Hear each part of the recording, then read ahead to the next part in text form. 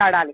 అంతేగాని ఏదైనా ఒక ఫ్యామిలీలో ఒక ఇన్సిడెంట్ జరిగితే దాన్ని తీసుకొచ్చి మీడియా ముందుకు వచ్చి ప్రతి రాజకీయ నాయకుడికి టైం ఉంటది. అంతేగాని ఒక ఎమ్మెల్యేగా గెలిచిన నాయకుడు ఒక నియోజకవర్గానికి వెళ్ళి ఆ నియోజకవర్గంలో ఒక గ్రామంలో ఎలాంటి సమస్యలు ఉన్నాయి తెలుసుకోవడానికి మాత్రం వాళ్ళకి సమయం ఉండదు.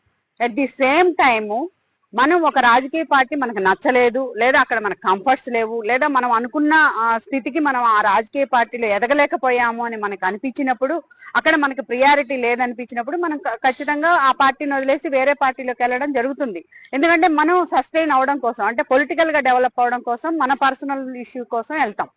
వెళ్ళినంత మాత్రాన వెంటనే అన్ని రోజులు ఆ పార్టీలో ఉంటాము, అక్కడ కొద్దో గొప్ప పదవులు ఎంజాయ్ చేస్తాం, బయటికి రాగానే ఆ పొలిటికల్ పార్టీని దుమ్మెత్తిపోయడం, లేకపోతే అక్కడ పర్సనల్ అటాక్స్ చేయడం, లేకపోతే అక్కడ ఆ పార్టీలో ఉన్న లొసుగులన్నింటినీ మనకంతా మనకే తెలుసు అన్నట్టు మనం విమర్శించడం అనేది కూడా సరైన పద్ధతి కాదు. అట్ ది సేమ్ టైం మనం ఎప్పుడైతే ఒక రాజకీయ పార్టీ నుంచి బయటకు వచ్చామో, ఎవరికైనా ఇద్దరు వ్యక్తులకి పడకపోయినా, ఒక వ్యవస్థలో మనం అక్కడ ఇమడలేకపోయినా బయటకు వచ్చినప్పుడు మన పరిధిలో మనం ఉండాలి. ఇప్పుడు ఫర్ ఎగ్జాంపుల్ మనం వైఫ్ అండ్ హస్బెండ్ కానీ, లేకపోతే ఇంకెవరైనా ఒక ఇద్దరు ఫ్రెండ్స్ కానీ, బిజినెస్ పార్ట్నర్స్ కానీ విడిపోయినప్పుడు వాడు మంచివాడు కాదనో నచ్చలేదనో మనం వదిలేస్తాం కదా.